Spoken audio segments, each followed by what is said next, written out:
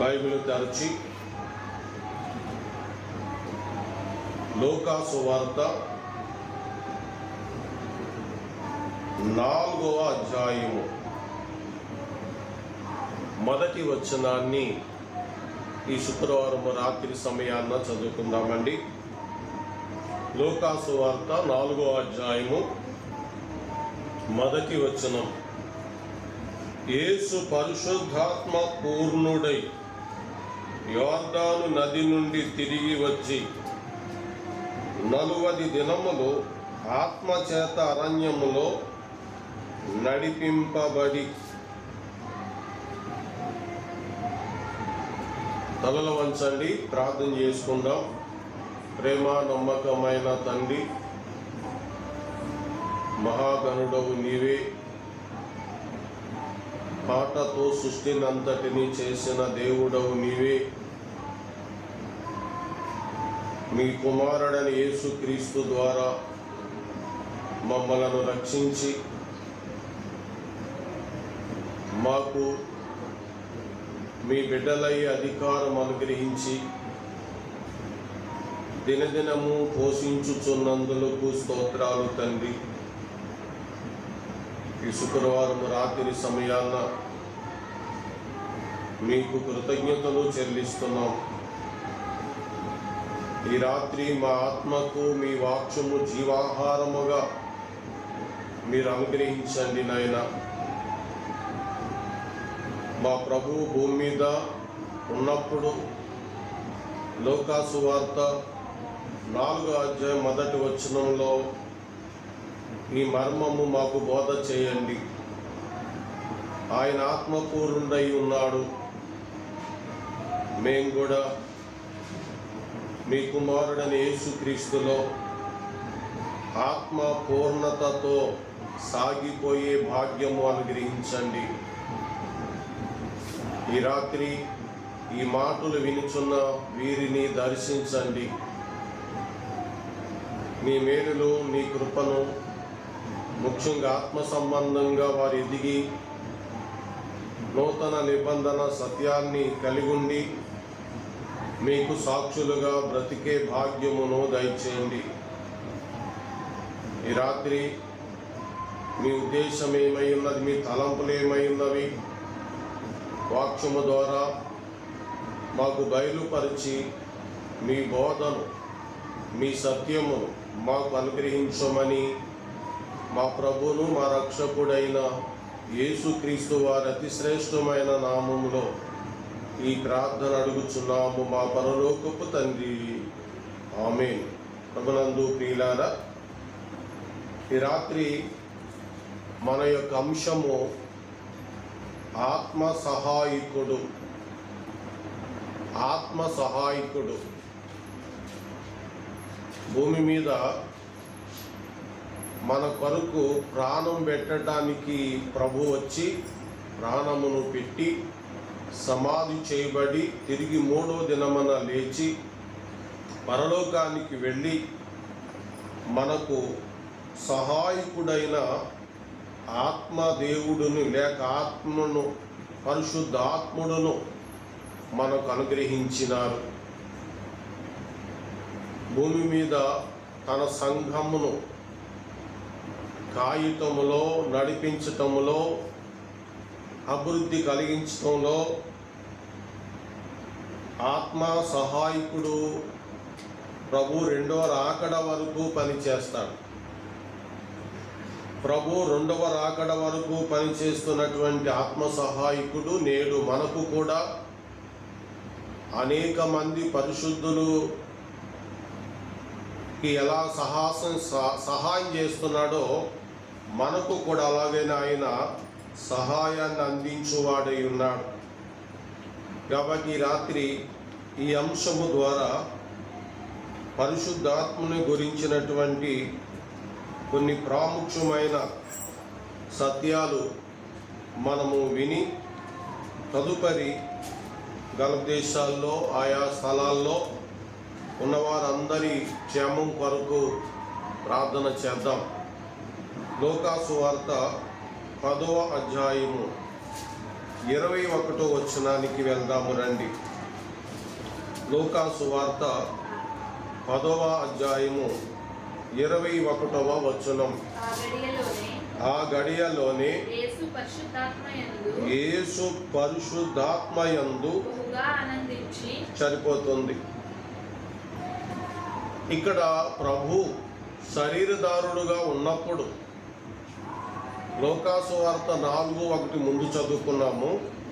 అందులో ఆత్మపూర్ణుడై ఉన్నాడని చదువుకున్నాం. ఇక్కడ వచ్చిన భాగంలో ఆయన పరిశుద్ధాత్మయందు బహు సంతోషము గలవారుగా ఉన్నారని చదువుతూ ఉన్నాం కదా. ఈ రాత్రి మనము పరిశుద్ధాత్మయందు సంతోషము గలవారముగా ఉండాలి.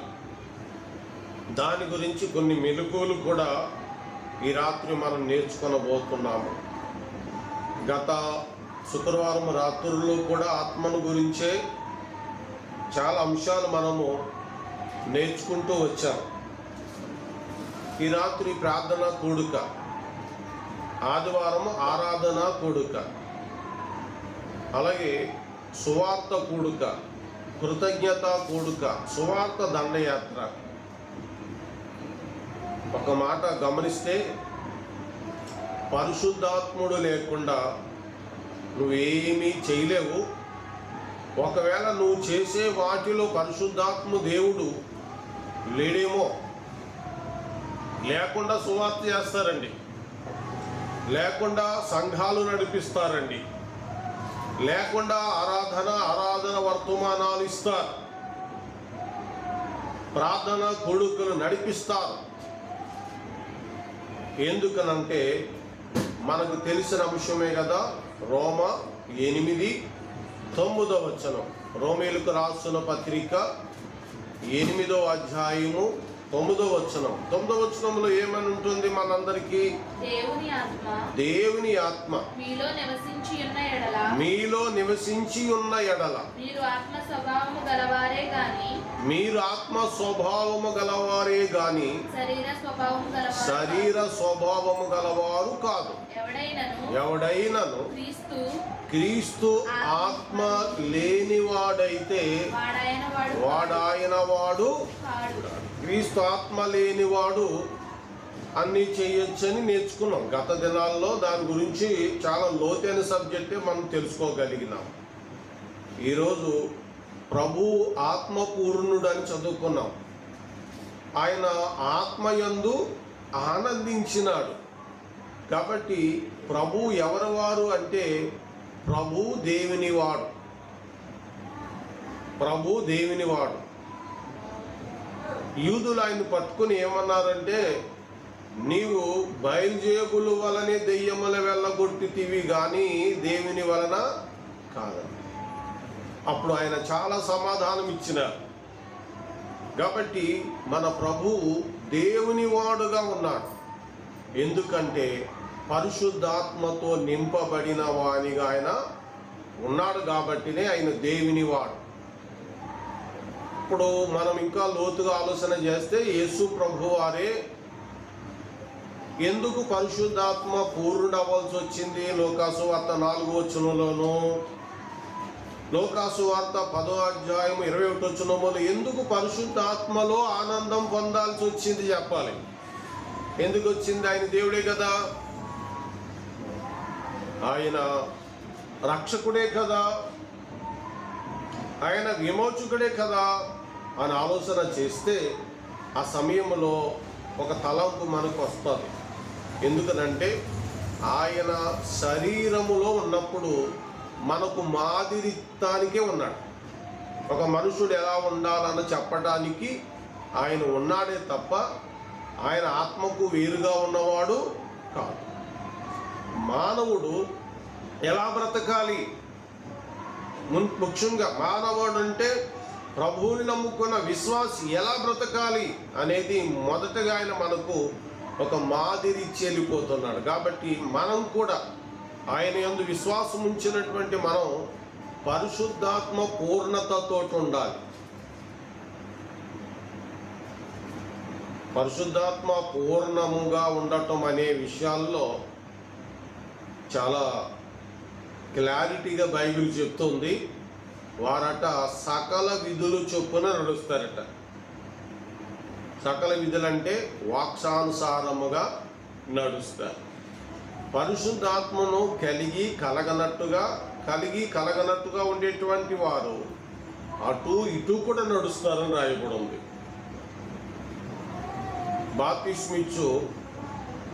బాప్తిస్మిచ్చు యోహాను యొక్క తల్లిదండ్రులు జకరియా, ఎలీషాబెతులు. వారు ఎలా నడిచారు? చదవండి, లోకాసు వార్త 1వ అధ్యాయము 6వ వచనం.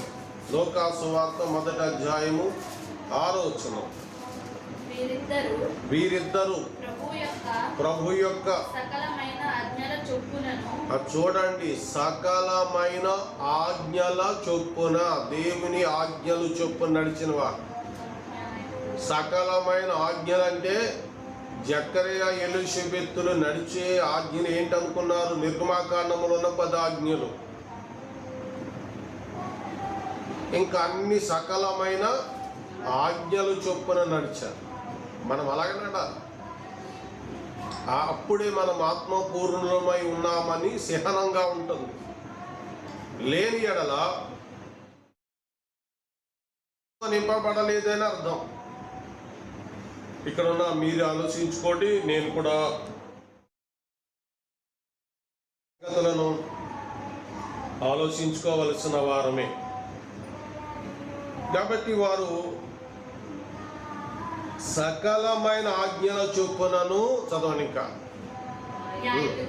న్యాయ విధులు చొప్పునను, అపరాధులు కాదు, నిరపరాధులుగా నడుచుకొనుచు దేవుని దృష్టికి ఎందుకు వారు ఆత్మపూర్ణులు. కాబట్టి వారు దేవుని దృష్టికి నీతిమంతులై ఉండిరి. వారు ఆత్మపూర్ణులు. మనం కూడా ఆత్మపూర్ణతతో ఉండాలి. అలాగే మనం కూడా ఆత్మయందు ఆనందించాలి.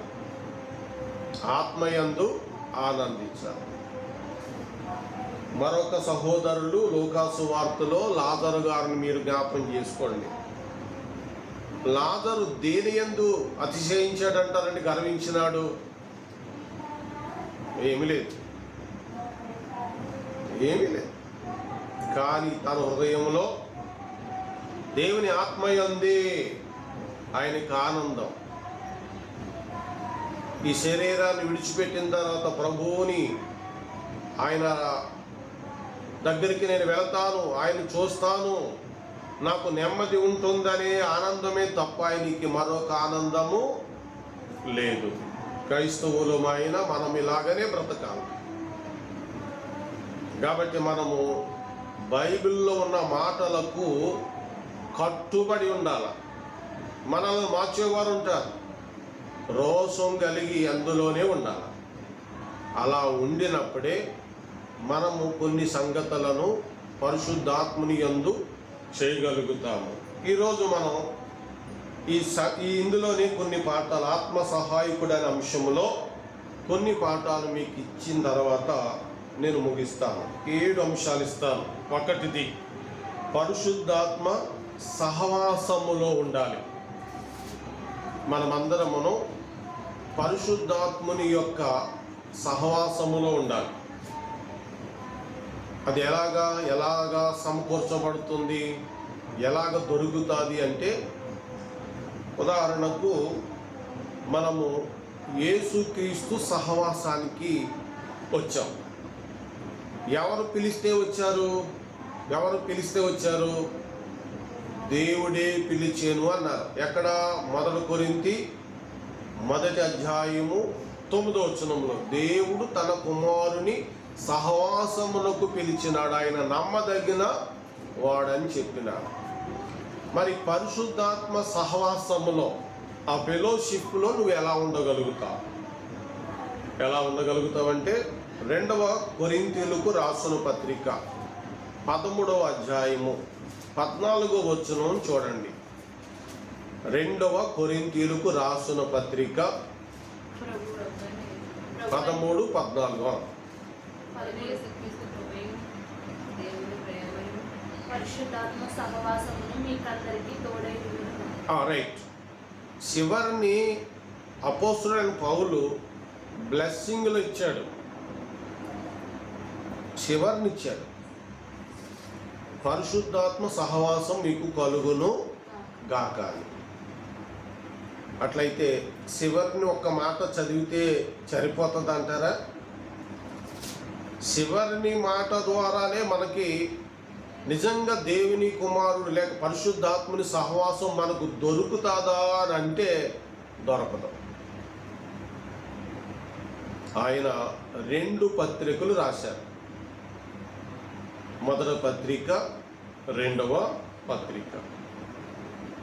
2 పత్రికలు అనగా యేసుక్రీస్తు జననం గురించి, యేసుక్రీస్తు మరణం గురించి, యేసుక్రీస్తు యొక్క పునరుద్ధానమును గురించి, యేసుక్రీస్తు యొక్క ఆగమనమును గురించి ఎన్నో సంగతులు ఆ పత్రికలో రాసిన తర్వాత, అవన్నీ చదివిన తర్వాత, అవన్నీ జీవితంలో పెట్టుకొని అన్వయించుకున్న తర్వాత అప్పుడు పరిశుద్ధాత్ముని యొక్క సహవాసము మనకి కలిగి ఉంటుంది. ఈరోజు ఉదయాన్నే ఇక్కడ మీరున్న వారందరూ బైబిల్లో ఏ వచనాలు చదివారు?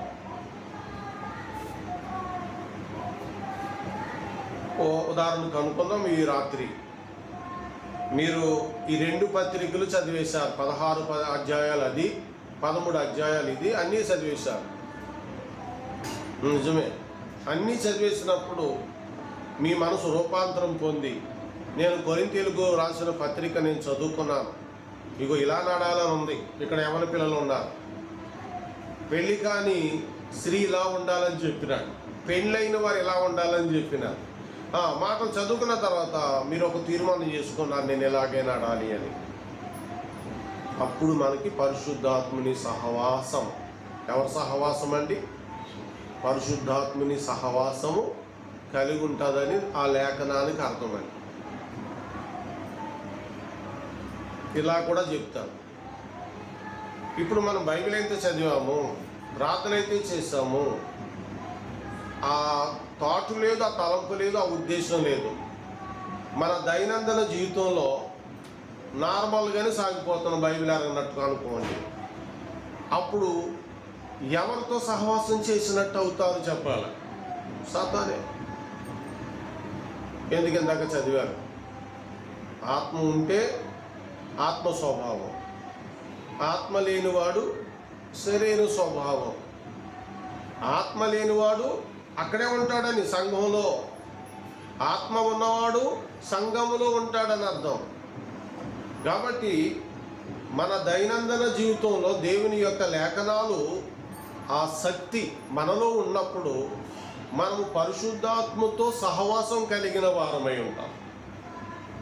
చూడండి, స్నేహితుణ్ణి ఎంతగా ప్రేమిస్తాం. మనకి ఎన్ని పనులున్నా, వాడికి ఏదైనా జరిగినా లేక వాడిని చూడాలనుకున్నా మనం ఏం చేస్తాం చెప్పండి? అన్నీ గట్టు పెట్టుకుని వాడితోటి మాట్లాడటానికి, కలవటానికి మనం టయాన్ని కేటాయిస్తాం. పరిశుద్ధాత్ముని యొక్క సహవాసాన్ని కూడా అలాగనే ఉండాలి, అలాగనే ఉండాలి. మంచి బిజినెస్ చేస్తున్నాడు ఒక ఆయన బిజినెస్ చేసినప్పుడు ఆయన ఇలాంటి బల్ల పైన ఒక చోట బైబిల్ ఉంది. ఆయన చేస్తున్నప్పుడు అటు ఇటు వస్తున్నాడు, ఇటు వెళ్తున్నాడు. ఈ బైబిల్ తెరిచి దాని మీద ఒక ఎగరకుండా ఒక గుర్తు పెట్టి అటు వెళ్ళి ఆ పని చూసుకుని లేక వ్యాపారం చూసుకుని తిరిగి మరలా ఏం చేస్తున్నాడంటే ఈ బైబిల్నే చదువుతున్నాడు. వ్యాపారములో బైబిల్ చదువుతున్నాడు. కలిగి ఉండటం మంచిది. అది నేను ఇప్పుడు వ్యాపారాలు లేకుండా ఉన్నాను, ఇప్పుడు బైబిల్ కలిగి ఉన్నాను.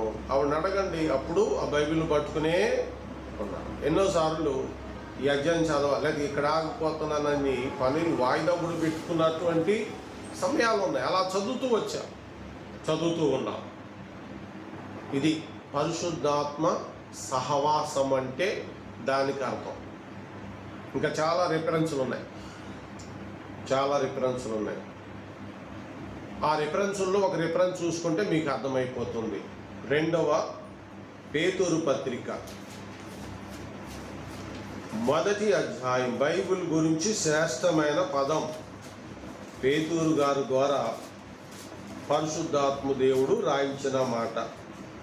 2వ పేతురు పత్రిక 1వ అధ్యాయం. ఈ 1వ అధ్యాయంలో బైబిల్ అంతటిని గురించి చెప్పబడి ఉంది. 21 చదవండి.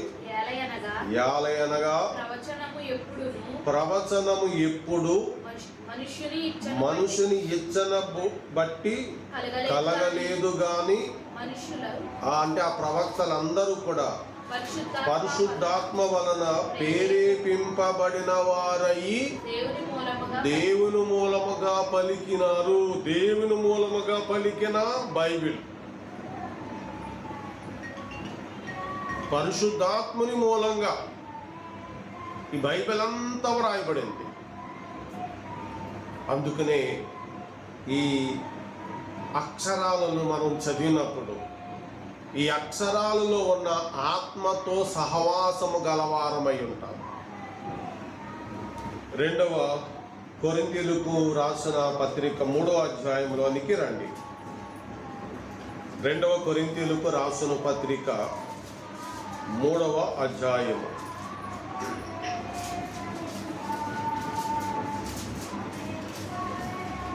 3వ వచనం చూడండి. రాతి పలకల మీద గాని సిరాతో గాని రాయబడక మెత్తని హృదయములు అను పలకల మీద జీవము గల దేవుని ఆత్మతో. ఎంత స్పష్టంగా రాశారు చూడండి. జీవము గల దేవుని ఆత్మతో మా పరిచర్య మూలముగా వ్రాయబడిన క్రీస్తు పత్రికై ఉన్నారని మీరు తేటపరచబడుచున్నారు. అక్కడ ఆలోచించండి. మీరు క్రీస్తు పత్రికై ఉన్నారు. ఇంకా చదవండి. క్రీస్తు ద్వారా దేవుని ఎడల మాకిట్టి నమ్మకము కలదు. మా వలన ఏదైనా అయినట్లుగా ఆలోచించుటకు మా అంతటా మేమే సమర్థులము కామని కాదు. మా సామర్థ్యము, ఇక్కడ కూడా ఒక మాట అండర్లైన్ చేసుకోండి, దేవుని వలనే. ఇందాక చెప్పారు, మనుషులు పరిశుద్ధాత్మ వలనే పలికిరి, దేవుని వలనే పరిచర్య కలిగింది. తర్వాత చూడండి. అయితే ఆయనే మమ్మును, ఆలోచనం, ఆయనే మమ్మును క్రొత్త నిబంధనకు అనగా అక్షరమునకు కాదు గాని ఆత్మకే పరిచారములవుటకు మాకు సామర్థ్యము కలిగించి ఉన్నాడు. అక్షరము చంపును, ఆత్మ జీవింపచేయును. ఆత్మ జీవింపచేయును. ఇప్పుడు చెప్పండి. 1 కొరింథీ 2 కొరింథీ అయిన తర్వాత ఆయన పరిశుద్ధాత్మ సహవాసము అన్నారు. బైబిలే ఆత్మ వలన రాయబడి ఉంది. బైబిల్లో అక్షరాలే ఉన్నవా, ఆత్మ ఉన్నదా? అక్షరములో ఆత్మ ఉంది. ఆత్మ ఉంది. అందుకును ఆయన ఏమన్నాడు, పుడక్షరం కాదయ్యా ఇది. పుడక్షరములో అక్షరమే ఉంటుంది, అక్షరములో జీవం ఉండదు. కాబట్టి ఆ అక్షరము చంపుతుంది, కానీ ఆత్మ కలిగి ఉన్నది. కాబట్టి ఆత్మ మిమ్మలను జీవింపచేయును అని అన్నారు. ఇంకా కిందకి వెళ్తే మీకు చాలా విషయాలు ఇక్కడే ఉన్నాయి. ఈ మాటలు అలా పట్టుకొని ఇంటికి వెళ్ళిన తర్వాత చదువుకోండి, మనసుకు తెచ్చుకోండి. యేసు ప్రభు వారు ఏమన్నారు? లోకాసు వార్త 4:4 ఏమన్నారు చెప్పండి. మీరు చెప్పండి, అలాగా తీయకుండా చెప్పండి. ఏమన్నారు? మనుషుడు రొట్టు వలన, అంతే కదండి, మనుషుడు రొట్టు వలన మాత్రము కాదు గాని దేవుని నోట నుండి వచ్చు ప్రతి మాట వలన బ్రతుకును, జీవించను అన్న. ఈ రాత్రి మీరు వాక్యం వింటున్నారు, జీవాహారాన్ని పొందుకుంటున్నారని అర్థం. మీరు వ్యక్తిగతంగా ఆయనతో సహవాసం, సంఘపరముగా ఆయనతో సహవాసం, మీరు బైబిల్ని సొంతంగా కలిగి దాన్ని చదువుకోవటంలో పరిశుద్ధాత్ముని యొక్క సహవాసం కలిగి ఉంటారు. ఈ దినాల్లో అందరినీ చెడగొట్టింది సెల్ ఫోన్, దాంట్లో సందేహం ఎంత మాత్రం లేదు. మిమ్మల్ని ప్రత్యేకించి చెప్పట్లేదు. ఆ దినాల్లో రైల్లో కూర్చుంటే బైబిల్ పట్టుకుని వెళ్ళేవాడు, కనపడేవారు, ఎవరో ఒకడు కనపడేవాడు. బస్సులో బైబిల్ పట్టుకుని కూర్చునేవారు. ఇప్పుడు సెల్ ఫోనే ఎవరి చేతులైనా. అపవాది ఏం చేసిందంటే తెలివిగా ఆ స్థానంలోనికి సెల్ ఫోన్ పట్టుకొచ్చింది. అయినప్పటికీ అది నీకు అవసరమే, అయినప్పటికీ నీ చేతున్న బైబిలే ఉండాలి. ఎందుకనగా నీ సహవాసం ఎవరితో? పరిశుద్ధాత్మునితో.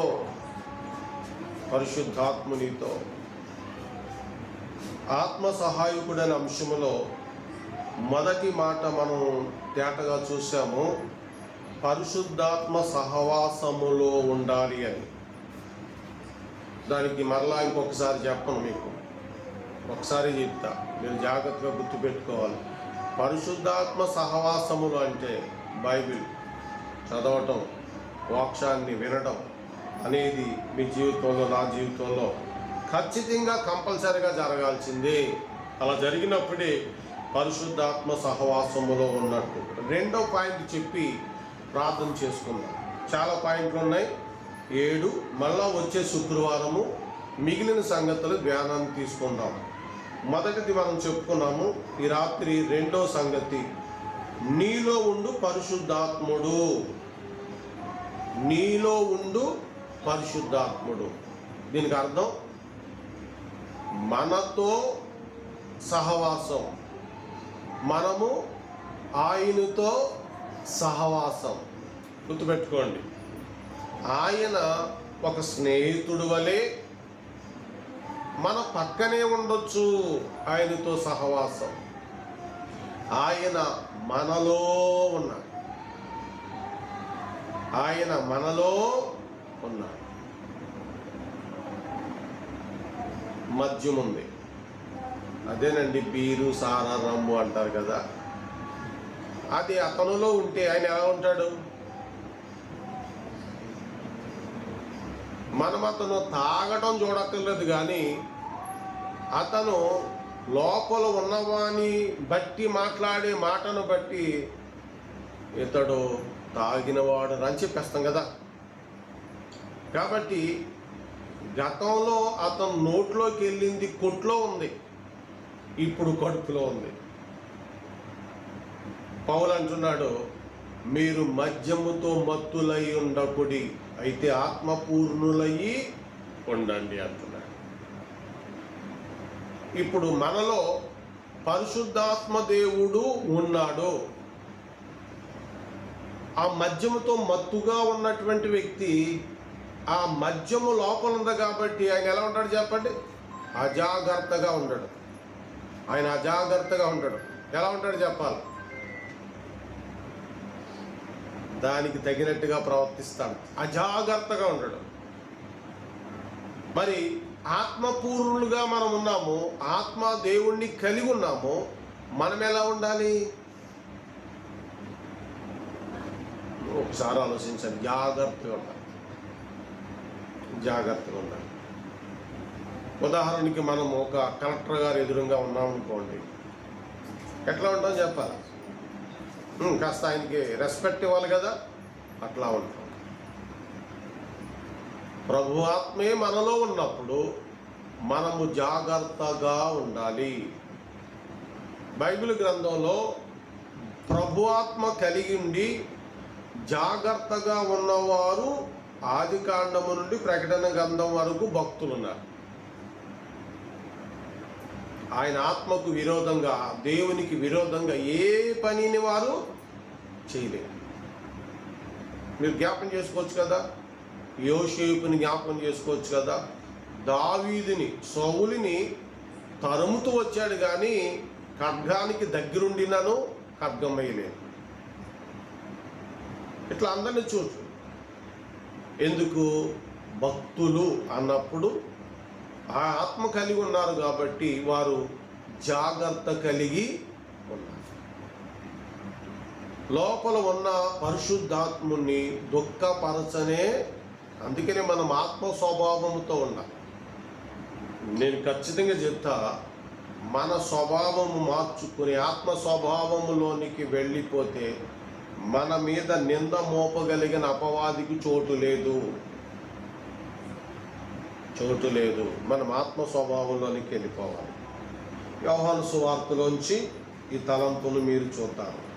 రండి, యోహాను సువార్త 14వ అధ్యాయము 16వ వచనము 17వ వచనం చూడండి. యోహాను సువార్త 14, అందరూ తీసుకుని చదవండి. చదవండి. నేను తండ్రిని వేడుకొందును. ఆ మాట పట్టుకోండి. మీ యొద్ద ఎల్లప్పుడూ ఉండుటకై ఆయన ప్రభువే ఆదరణకర్త. ఇక్కడ ఏమంటున్నాడు? వేరొక ఆదరణకర్తను పంపమని ప్రార్థన చేస్తున్నాను అన్నాడు. ఆయన పంపుతాడని చెప్తున్నాడు. నేను ఇదిగో సిలువేయబడతాను, ఇదిగో నేను పరలోకానికి వెళ్ళిపోతాను, నేను వెళ్ళిపోయిన తర్వాత ఆయన వస్తాడు. ఆయన ఎప్పుడు వరకు ఉంటాడు? రాసేశారు చక్కగా. ఏమేమి రాశారండి? ఎల్లప్పుడూ అండి, ఎల్లప్పుడూ. చదవండి. మీ యొద్ద ఎల్లప్పుడూ నుండుటకై ఆయన అనగా తండ్రి వేరొక ఆదరణకర్తను అనగా సత్యస్వరూపి ఆత్మను మీకు అనుగ్రహించును. లోకము ఆయనను చూడలేదు, ఆయనను ఎరగదు, గనుక ఆయనను పొందనేరదు. మీరు ఆయనను ఎరుగుదురు, ఆయన మీతో కూడా నివసించును, మీలో. రెండు మాటలు ఇక్కడ పట్టుకోండి. ఒకటి, నివసించుననగా స్నేహితుడు మాదిరిగా. అంతేకాదు, ఆయన మనలోను కూడా ఉంటాడు. ఎంత జాగ్రత్తగా ఉండాలి. మనము అజాగ్రత్తతో ఉంటే మనలోనున్న వాడిని తీసివేస్తాడు, తండ్రే తీసేస్తాడు. మరలా మాట పట్టుకోండి. ఎల్లప్పుడూ అన్నారు. ఎప్పుడు వరకు? ప్రభు రెండో రాకడ అయ్యేంత వరకు, మనలను ఆయనకు అప్పజెప్పేంత వరకు, పరిశుద్ధాత్ముడు మనలను ఆయనకు అప్పజెప్పేంత వరకు, ఇక్కడ ఉన్నటువంటి మనలను తర్వాత నమ్ముకున్న వారిని ఆయన వచ్చేంత వరకు అందరిని ఆయన సర్వసత్యంలోనికి నడిపిస్తూ, బోధిస్తూ, కాస్తూ ఉంటాడు. ఇది మనకు ఆదరణకర్తగా ఇవ్వబడిన పరిశుద్ధాత్ముని యొక్క పని ఉన్నది. కాబట్టి ఎంత జాగ్రత్తగా ఉండాలి. కొందరు దేవుణ్ణి ఆరాధించకుండా పరిశుద్ధాత్మని ఆరాధించేవారు ఉన్నారు. అలా ఆరాధించమని బైబిల్లో లేదు. మనం ఎవరిని ఆరాధించాలి, ఎవరికి ప్రార్థన చేయాలంటే దేవునికే. ప్రభు ఏమంటున్నారు ఇక్కడ? నేను ఆదరణకర్తనే, నేను తండ్రిని వేడుకొందును, వేరొక ఆదరణకర్త మీ దగ్గరికి వస్తాడు, అతడు ఎల్లప్పుడూ ఉంటాడు. కాబట్టి ఈ రాత్రి మనం గమనించవలసిన విషయం, ఇంకా 5 సబ్జెక్టులు ఉన్నాయి, 5 మాటలు ఉన్నాయి. ఈ రాత్రి 2 మాటల ద్వారా మనం నేర్చుకున్న సబ్జెక్ట్ ఏంటంటే, ఆయన మనకు సహాయకుడు. భూమి మీద స్నేహితులు చాలామంది గొప్ప సహాయాలు చేస్తారు కదండి. మన స్నేహితులు మనకు చేసిన సహాయాలు కొన్ని అస్సలు మర్చిపోలేము. కొన్నిటిని చూస్తుంటే ఎప్పుడూ బాధే కలుగుతుంది. మన స్నేహితుడేనా ఇలా చేశాడు అని దుఃఖపడతాం. కానీ మన స్నేహితుడు మాత్రం గొప్ప స్నేహితుడు, నిన్ను ఆదరించేవాడు, ఆదరణ కర్త. తలలో ఉంచండి. ప్రేమ నమ్మకమైన మా తండ్రి, రాత్రి మాతో మీరు స్పష్టంగా మీ వాక్యాన్ని వినిపించి మాట్లాడినందులకు స్తోత్రాలు. మేము ఆత్మ సహాయములో ఎల్లప్పుడూ వర్ధిల్లే భాగ్యం దయచేయండి. మీ కుమారుడు ఆత్మపూర్ణుడుగా ఆత్మయందు ఆనందించినట్లుగా జకరియా ఎలీషబెతులు సకల విధమైన ఆజ్ఞల చొప్పున నిరపరాధులుగా వారు బ్రతికినట్లుగా మమ్మలను కూడా ఈ లోకంలో ఆత్మపూర్ణతతో మమ్మలను బ్రతికింప చేయండి నాయన. ఆయన సహవాసమును గురించి, ఆయన మాలో ఉంటాడన్న సత్యము గురించి మేము విన్నాం నాయన. భక్తులు ఎలాగైతే మీ ఎడల భయము భక్తితో ఉండి మీకు విరోధముగా ఏ పాపం చేయకుండా నిలబడి ఉన్నారో మేము కూడా అలాగనే బ్రతుకుటకు సహాయం చేయండి. మాలో స్వభావం మార్చండి. మా స్వభావము మంచిది కాదు, మా స్వభావం కాక ఆత్మ స్వభావమే మాకు అనుగ్రహించండి.